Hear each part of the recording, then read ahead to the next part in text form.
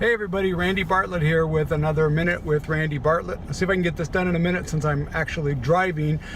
I've been thinking a lot over the last 24 hours about a event that came up and whether or not I wanted to take it. And in thinking about it, there was a couple little red flags. It wasn't anything horrible, and I'm not doing very many events right now. But I thought of an article that I wrote many years ago. I wish I could find it. And I called it The Power of No. And the main point of it was that in all the years I've been doing this, and really everything in life, I've often regretted saying yes to things. I have seldom regretted saying no. So this particular event, without going into a lot of details, it's for a client about my age. I thought I would be a really good match. I liked them and met with them. The groom, there were a couple little red flags. They weren't anything really big. But I ultimately decided that I wouldn't do this event. And what it came down to is I realized this, and I think that's something that we all have to think about. My life would only be adversely affected if I do this job. It won't be adversely affected if I don't. In this case, I'm retired and I'm taking an occasional event here and there if it's something that I really want to do. But if I never book another DJ event, financially I'm fine.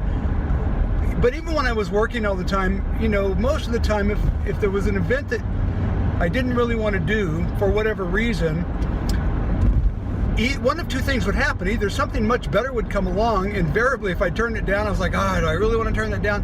Either something better would come along, or worst case scenario, I'd get a day off. And you know, no matter how busy you are, you need a few of those in there from time to time.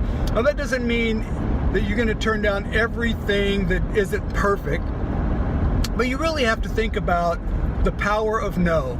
And the power of no comes into not just whether you're taking an event, but the power of no when the venue tells you to go set up over in the corner and you know that it's a bad thing. Well, you can do it, but the power of no, and it doesn't have to be a jerk no, it can really be very nice. But firm limits for people. And there are things I'm willing to do and things that I'm not.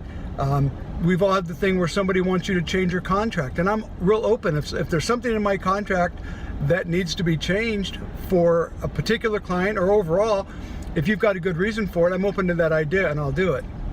But just because you want to say, well, I'm not willing to have this deposit be non-refundable, I'm not going to make that sort of a change, right? So think about the power of no when you get asked to volunteer. Sometimes that's a very difficult thing to do, and you'd like to do the event, but you just can't. The power of no can be for your children. And you know, it's easy to be the good, cool parent and just say yes to everything. But that's not showing love to your children. Showing love is saying no. So the power of no is a great thing.